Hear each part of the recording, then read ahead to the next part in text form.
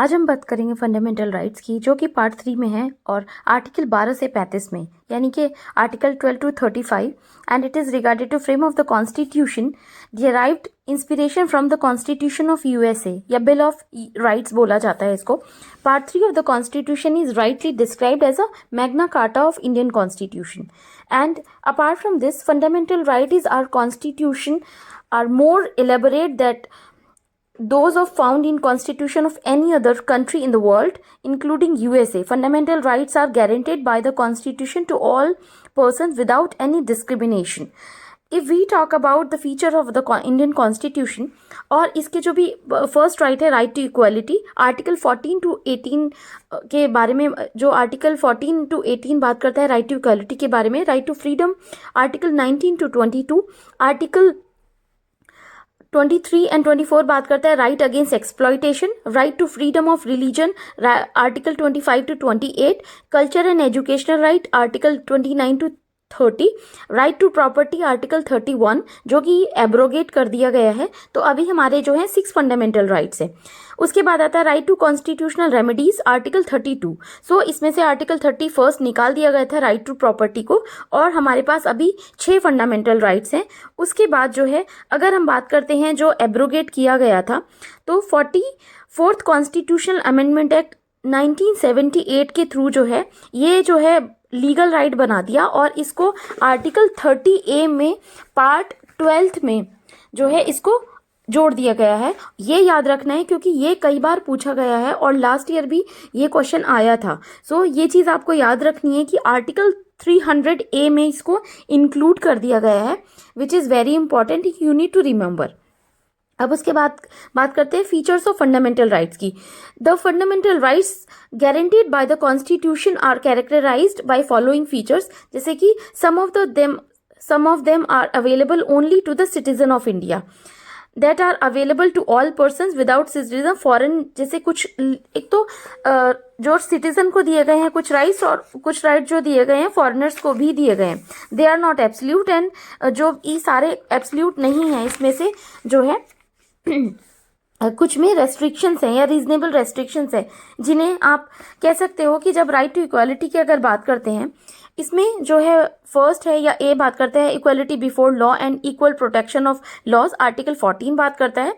Article 15 बात करता है prohibition of the discrimination on the ground of religion, race, caste, sex, place of birth, article 15 जो है बात करता है इसकी। अब आर्टिकल 16 बात करता है equality and opportunity in the matter of public employment, abolition of untouchability, article 17 बात करता है इसके बारे में, और आर्टिकल जो है 18 बात करता है abolition of title except military and academics.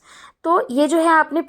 अब हम राइट टू फ्रीडम की बात करते हैं, article 19 to 22, protection of 6 rights regarding freedom of speech, expression, assembly, association, movement, resident, profession, article 19 बात करता है इसके बारे में।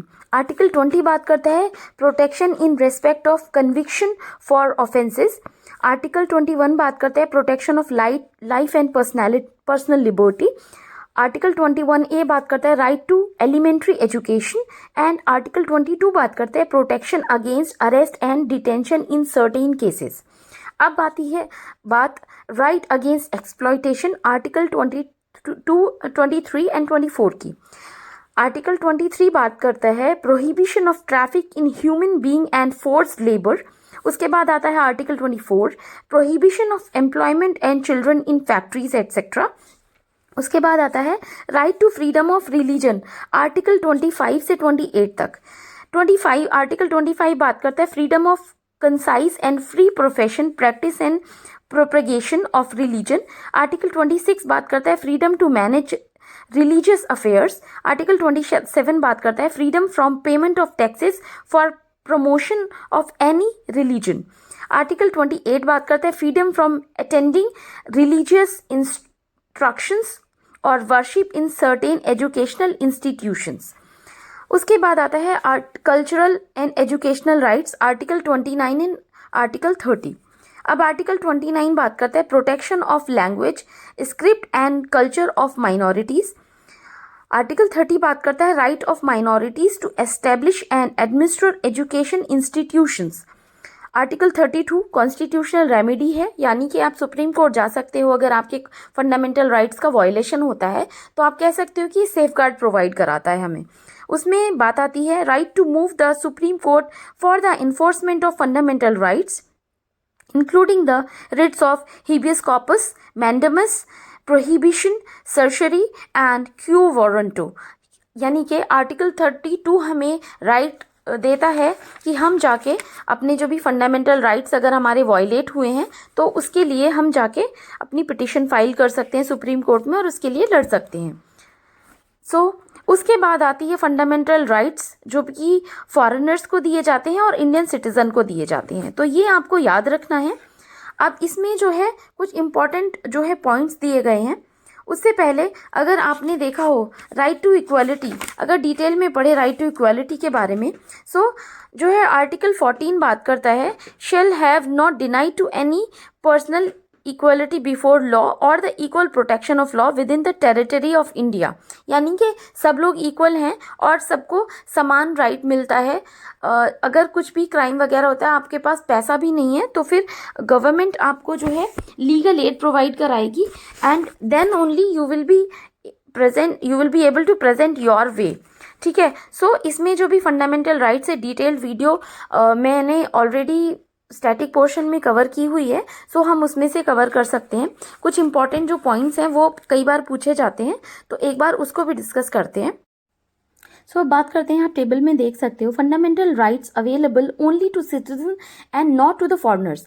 आर्टिकल 15, 16, 19, 29 एंड 30 ये याद रखने हैं आपको। आर्टिकल 15, 16, 19, 29 एंड 30 ये जो है इंडियन सिटीजन्स को दिए जाते हैं, जिसमें कि prohibition of discrimination on the ground of religion, race, caste, sex, place of birth. अब बात आती है आर्टिकल 16 की, equal opportunity in matter of public employment. उसके बाद आता है article 19, protection of 6 rights regarding freedom of speech, expression, assembly, association, movement, resident, profession. उसके बाद आता है article 29, protection of language, script, culture of minorities and article 30 बात करता है right of minorities to establish, administrate educational institution, यानी कि administrate कर सकते हैं या फिर जो है जो भी इंस्टीट्यूशंस चला सकते हैं। उसके बाद आती है for availability to both citizen and foreign except enemy aliens, यानी कि जिससे कभी भी इंडिया का युद्ध हुआ हो वो एनिमी एलियंस कहलाते हैं। अब इसमें आती है equality before law and equal protection of law, article 14। उसके बाद आता है article 20, article 21, article 21A, article 22, article 23, article 24, article 25, article 26 and article 27 and 28। अब आर्टिकल जो है 14 बात करते हैं equality before law, equal protection of law, protection in respect of conviction for offence. Article 20 बात करता है इसके बारे में। आर्टिकल 21 बात करते हैं protection of life and personal liberty. Article 21A बात करता है right to elementary education. Article 22 बात करते हैं protection against arrest and detention in certain cases. Article 23 बात करते हैं prohibition of human being, force labour, article 23।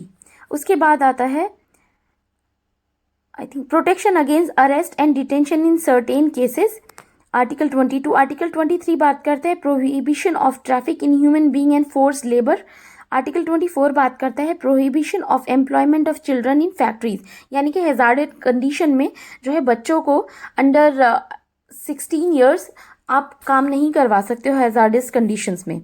उसके बाद आता है article 25, freedom of conscience and free profession, practice and propagation of religion, यानी कि आप किसी भी रिलीजन को, कोई भी प्रोफेशन को प्रोफेस कर सकते हो। उसके बाद आता है article 27, freedom from payment of taxes for promotions of any religion. Article 28 बात करता है freedom from attending religious instructions और worship in certain educational institutions, यानी कि आप जो है प्रोपेगेट कर सकते हो और उसके अलावा आप प्रचार प्रसार कर सकते हो अपने धर्म का जो आप मानते हो। हाँ, उसमें भी कुछ रीजनेबल रेस्ट्रिक्शंस होती हैं कि किसी को फोर्सफुली आप मजबूर नहीं कर सकते अपने रिलीजन को अपनाने के लिए। उसके अलावा बाकी आप जो है स्टैंडर्ड बुक से जो है ये इम्पॉर्टेंट फंडामेंटल राइट्स को जो है डिटेल में पढ़ सकते हो, क्योंकि काफ़ी ज़्यादा जैसे right to speech and expression के लिए भी डिटेलिंग दी गई है। सो टिल देन ये जो प्रीलिम्स के लिए जो कुछ कुछ इंपॉर्टेंट आर्टिकल्स थे वो मैंने एक्सप्लेन कर दिए हैं आपको, और बाकी आप जो है इसको डिटेल में अच्छे से पढ़ लेना। चैप्टर काफ़ी बड़ा है और बहुत ज़्यादा इंपॉर्टेंट है, तो मैंने बहुत इंपॉर्टेंट चीज़ें ही इसमें बताई हैं जो कि ओनली 10 मिनट्स में, क्योंकि ये जो चैप्टर है कम से कम 3 लेक्चर्स का होता है और हर लेक्चर कम से कम 2 घंटे का है। तो ये आप एक बार कंप्लीट कर लेना स्टैटिक पोर्शन से। बाकी आई थिंक जो भी चीज़ें हैं अच्छे से आपको समझ आ रही होंगी। Till then study hard and take care guys. Thank you so much for watching.